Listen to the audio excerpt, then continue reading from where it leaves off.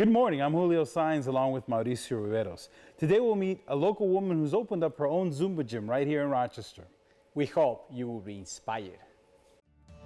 Celebrating leaders in Rochester's unique and vibrant business community, we'll meet entrepreneurs whose passion and perseverance have helped push through life's challenges. Join us as we share their stories and journeys Maribel, to success. thank you It's very time much to for be being inspired. A show that we developed to interview people like you, who are very creative, creating new businesses, new ideas. So let's learn who is Maribel. Well, first, thank you so much for inviting me to the program. Who is Maribel? Maribel is a very energetic, very motivated person, married and had children, and of course, I'm a grandma too. And I love doing my business. I love doing business.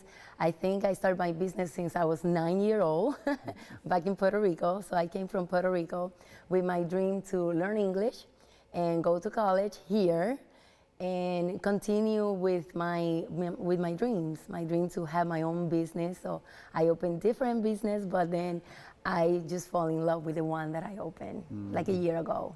Yes. So tell us a little bit, arriving to Rochester many years ago, what happened and how did you end here?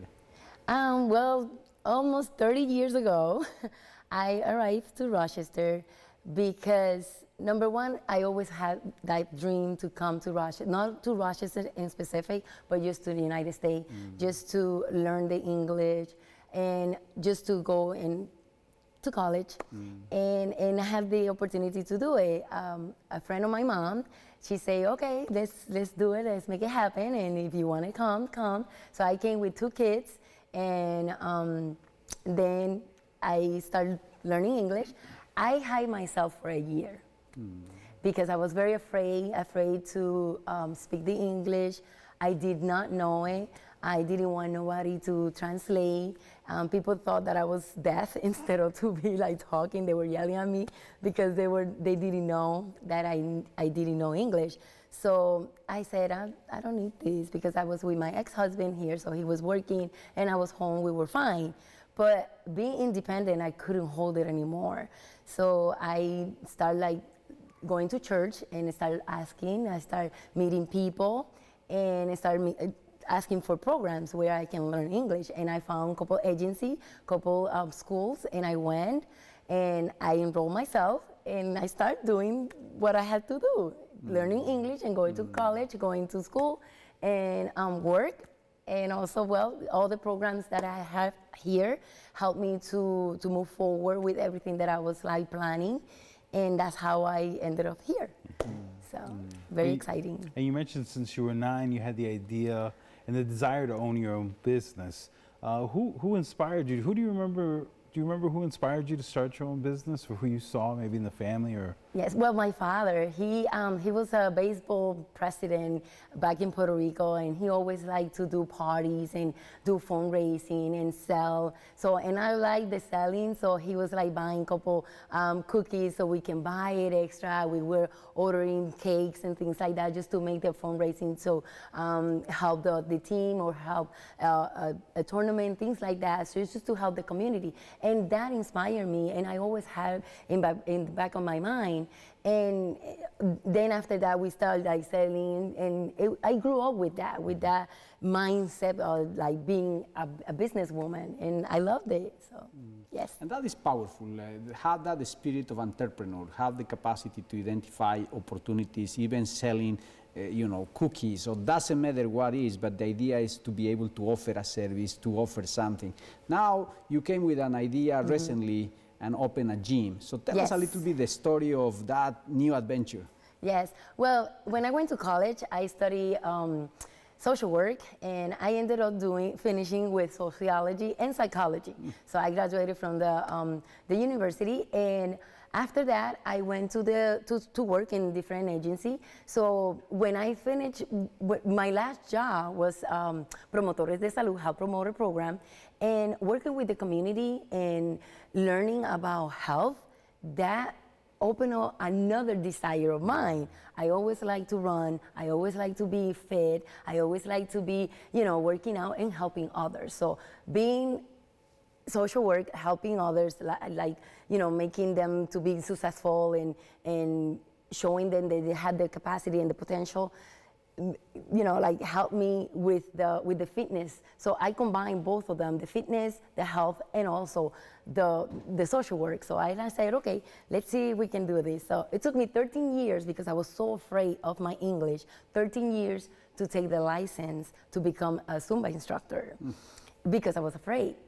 And whoever say anything to me like now being afraid, I would slap them, because that holds you back of doing whatever you want to do, especially when you have it in your mind, in your heart, that you want to do something. So don't let that fear hold you back, because that's what it's going to do.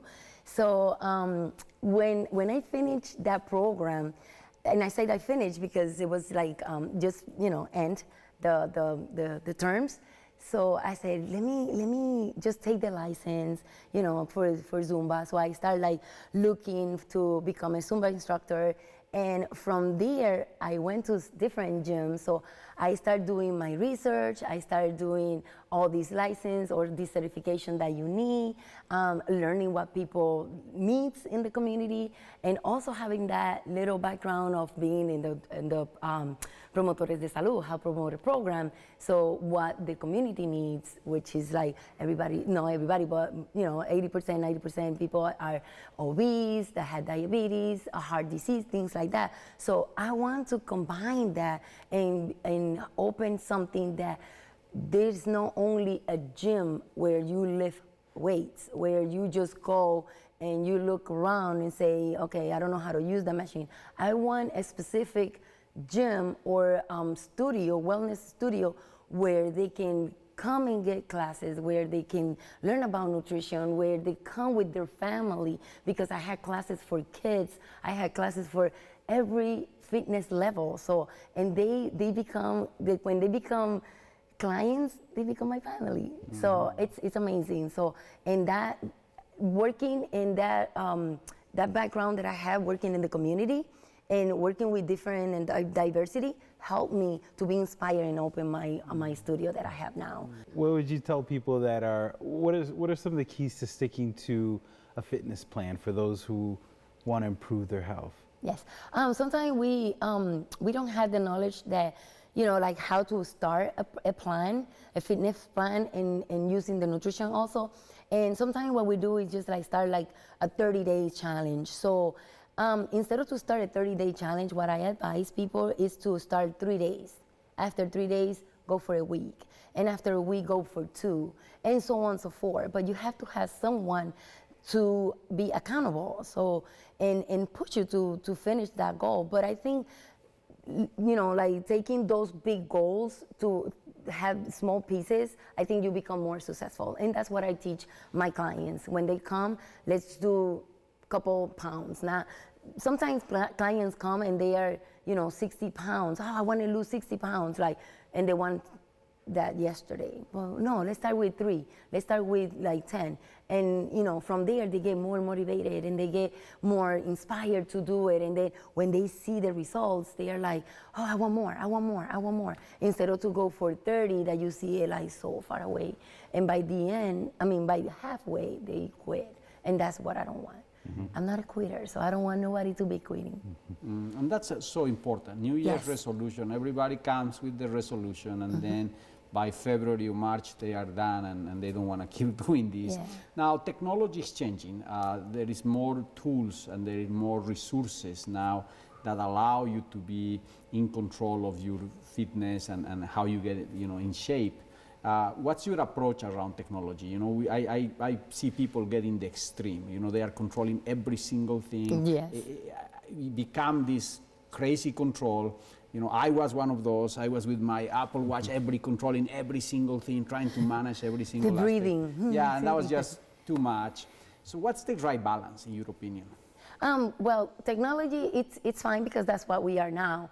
But also we have people that they like to come and do other workout with other people because they want to see that challenge. They want to see how she do it. Oh, if she did it, I can do it. With your watch, okay, you can count your steps. So I I ask people, what is your goal and how do you do, you know, with your phone and what apps to use. But I have a little group in my, you know, in my technology. So I do have a little group, and I try to use that, but also invite them to the fitness program, to my facility, because I think it's important. Yes, we had technology, we had the phone, but one-on-one and facing people are more important. So, and I want to keep showing that is more important than your technology and the phone. So. Very interesting. Now, when you talk about a business like a gym, a lot of it is retaining customers and holding on to that base and then growing from there. For all businesses, retention of customers is so important. Yes. What's some advice you would give to our business owners watching the show about retaining your customers, keeping your customers? I think reward and who applaud you to lose weight. So we celebrate that. So I think in the gym, of course, you're not gonna say, okay, we're celebrating, you know, Maribel, she lost 2 pounds in the gym, because it's embarrassing, right? But I think, you know, sending like a little thank you, you did this, great, maintaining them. I think that communication is very important. So I do have like a table, and their names are there, whoever, you know, like lose 2-3 pounds, so we celebrate them. I send them like a little small gifts and things like that. So if you have like a gym, it's like more like family gym, I recommend to use that so you can retain your customer, and also they can bring more customer to you because they feel like a family. But yes, they are crushing those goals. So, you know, as a family. And also for the big gym, well, they have to send some like, you did it, you know, thumbs up. So more motivational letters or cards or, you know, incentives. So that's amazing. People like to be rewarded for anything. Well, thank you, Maribel. We'll be back with more after these messages.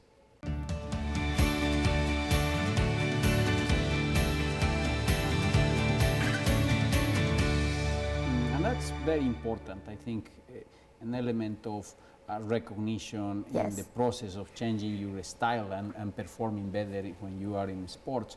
But this is other element that I see the next generation, how you see millenniums. I think there is a bigger and better approach in terms of being fit and be able to really exercise more. I think people are seeing more the effects, the bad effects when you don't exercise and the good results when you exercise.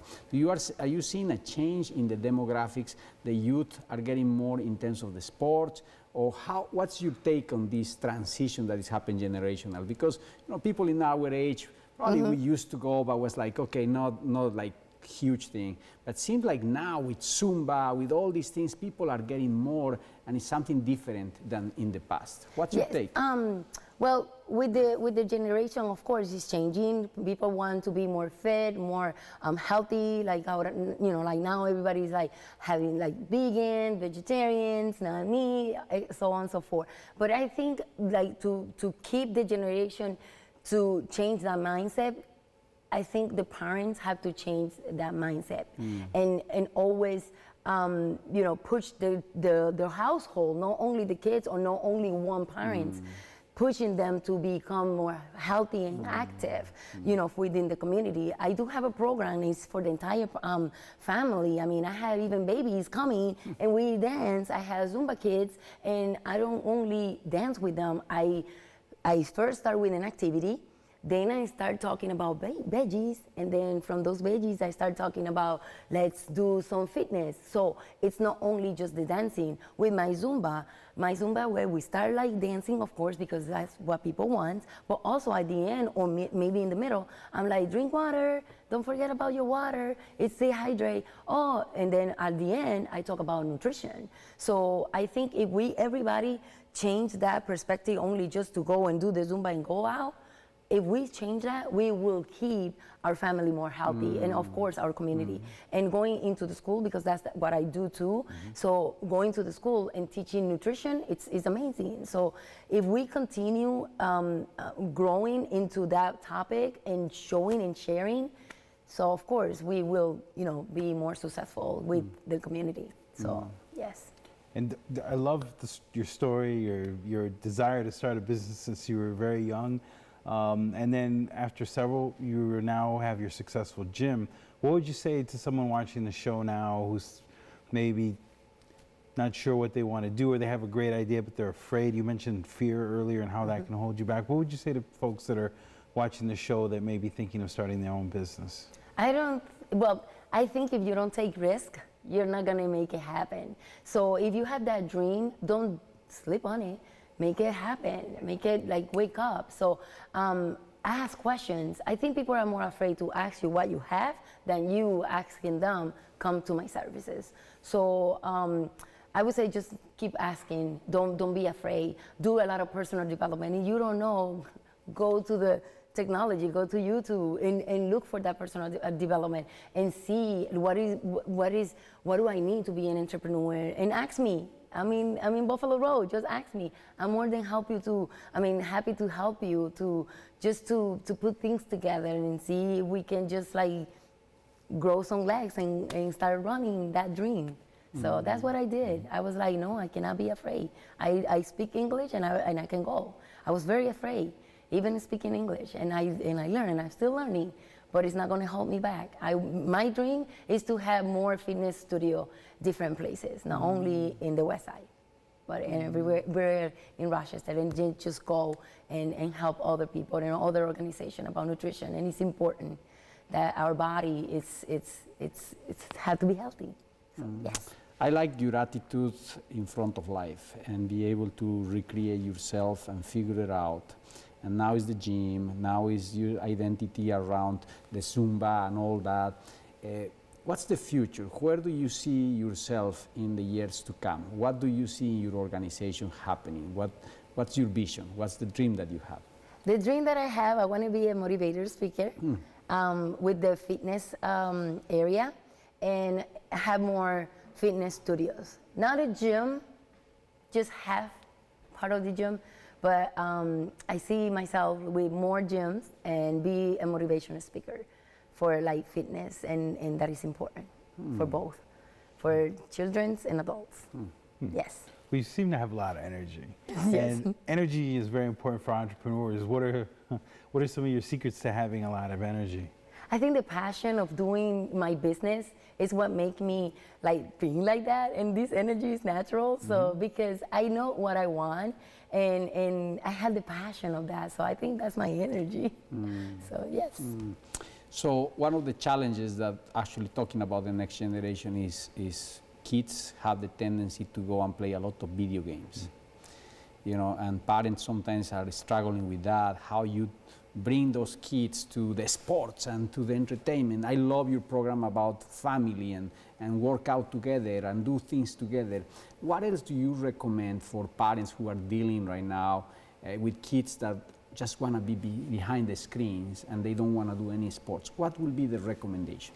Well, there's two things. Either you turn off the TV and go out and jump, or everybody comes to the gym after dinner or before dinner, so on and so forth. Or having like a video game that is have to do with the gym, have to do with some exercise. I mean, the Zumba Kids, any workouts are in the technology too. So they have two solution there. So either you buy that or you just go and take them. And I know sometimes teenagers are very hard to take out of their house. So just make it fun even inside the house, and then say, oh, I got something for you. And make that to be excited. Be excited all the time, or just like work out in front of them. So I have my grandchildren. One of them, Hootie, don't want to do anything. And I say, okay, no problem. But then a couple of them, they just come and they go like, Mama, here and there. And they just like moving. Now he's coming. And I say, oh, show me how to do that thing here. He goes like, really? And I say, yeah. So look for something that is interested to them. And then combine that. Don't give up. We are the parents. Don't give up. That's right. So, yes. Now, we have a couple of traditional questions on the show. First one is, if you could have dinner with anyone living or deceased, who would that be and why?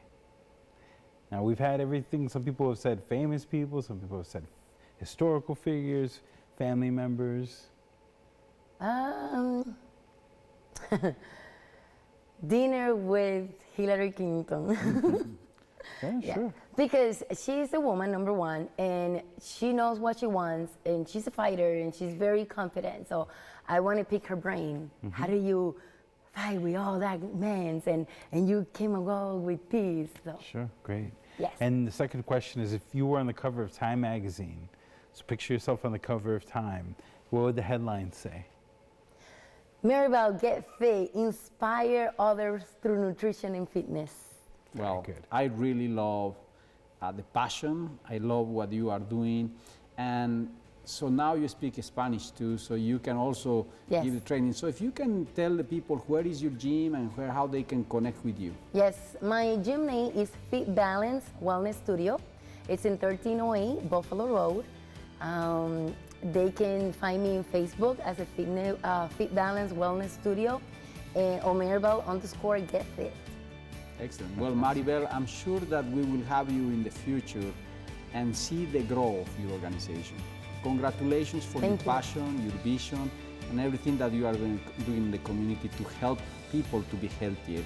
And I think that's important. So thank you again for Thank being you so with much. us today. Yeah, thank you. Thanks. Thank you. Thank you for having me. So much.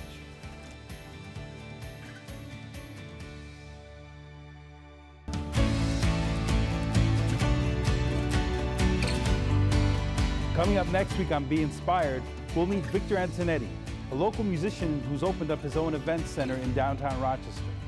To watch today's episode and the complete interviews of our guests, go to rochesterfirst.com/beinspired. For more great talk with Rochester's entrepreneurs, listen to Poder 97.1 Saturdays at 9 a.m. For Mauricio Riveros, I'm Julio Saenz. We'll see you next week on Be Inspired.